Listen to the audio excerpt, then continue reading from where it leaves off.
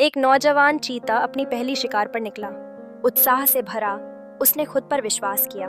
रास्ते में एक लकड़बग्घा ने उसे रोका। उस ठहाके में छिपे असमर्थता के शब्द चीते के मन में धंस गए। तुम इतने छोटे हो, शिकारी नहीं बन सकते।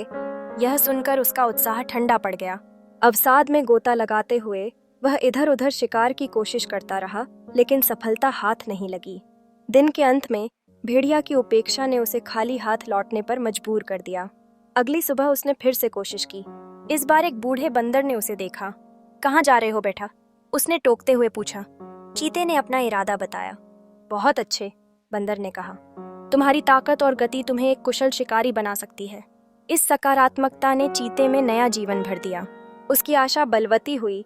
उसने खुद पर भरोसा किया और अंततः एक छोटा हिरण शिकार कर लिया। यह अनुभव उसके लिए बेहद खास था। इस कहानी से हम सीख सकते हैं कि शब्दों का कितना प्रभाव हो सकता है। चीता वही था, पर उसकी पहचान उन शब्दों पर निर्भर थी जो उसे कहे गए थे।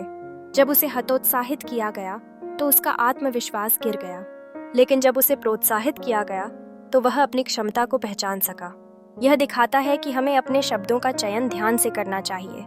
हमें कोशिश करनी चाहिए कि हम अपने शब्दों से दूसरों को प्रेरित करें, आपत्तिजनक बातों से बचें और सकारात्मक विचारों के साथ रहें। व्यक्तिगत रूप से भी हमें अपनी खुद की बातें सकारात्मक रखनी चाहिए। आत्मसंवाद में सकारात्मकता रखें, क्योंकि ये शब्द ही हमारे विचार बनाते हैं और विचार ही हमारी वास्तविकता। इसलिए हमें शब्दों की ताकत को पहचानना चाहिए।